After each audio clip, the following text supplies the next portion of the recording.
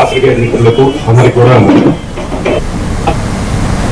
శ్రీశైలం రమరామ మల్లికార్జున స్వామి మహాశివరాత్రి బ్రహ్మోత్సవాలు జయప్రదం చేస్తున్న జిల్లా రెవెన్యూ యంత్రాంగానికి దేవస్థాన ధర్మకర్తల మండలి చైర్మన్ పోతుగుంట రమేష్ నాయుడు ధన్యవాదాలు తెలిపారు.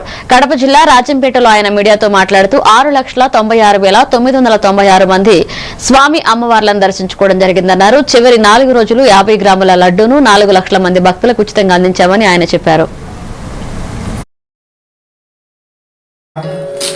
శ్రీశైల మహాక్షేత్రంలో 2వ జ్యోతిర్లింగంగా 6వ శక్తిపీఠంగా వెలుగొందుతున్న శివరాత్రి బ్రహ్మోత్సవాలు అత్యంత వైభవంగా 8వ తారీఖు నుండి 18వ తారీఖు వరకు నిర్వహించడం జరిగింది. ఈ కార్యక్రమంలో అనేక రథోత్సవాలు, పుష్ప పల్లకి సేవలు, ప్రతిరోజు జరిగే కైంకర్యాలు అన్ని కూడా ఎక్కడ ఎలాంటి ఇబ్బంది లేకుండా చక్కగా నిర్వహించినందుకు అధికారులకు, అనధికారులకు, జిల్లా యంత్రాంగానికి అందరికీ కూడా శ్రీశైలం దేవస్థానం చైర్మన్ గా కృతజ్ఞతలు తెలుపుతున్నాను.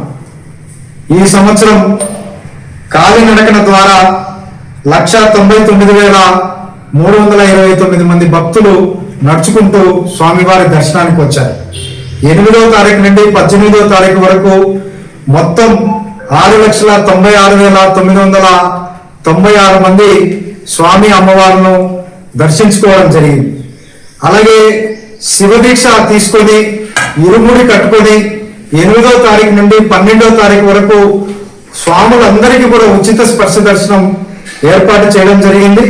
ప్రపంచానికి నాభి స్థానం కలిగిన శ్రీశైల మహాక్షేత్రంలో 2వ